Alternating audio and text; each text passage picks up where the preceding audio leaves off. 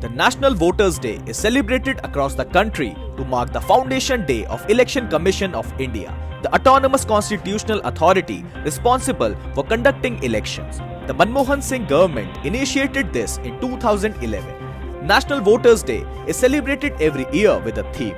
In 2019, the theme was No Voter to be Left Behind.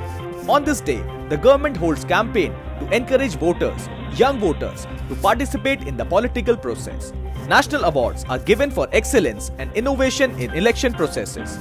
These awards recognize the contribution of the election machinery, government departments, media and PSUs. According to the Constitution of India, a citizen who is at least 18 years on the qualifying date is eligible to vote. The Indian democracy allows citizens to vote regardless of their previous condition of subjugation, race or color under the Citizenship Act.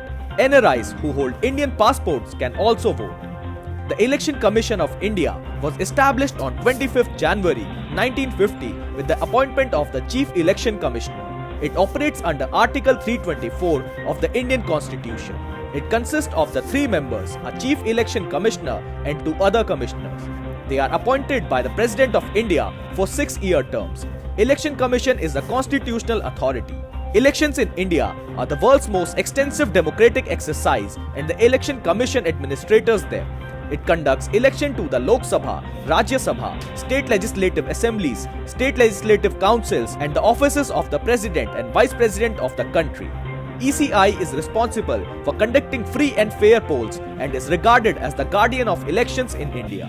It issues advisory model code of conduct guidelines which are to be followed by political parties and their candidates. Instances of violation of the code can be reported to the ECI. However, the Commission does not have regulatory powers.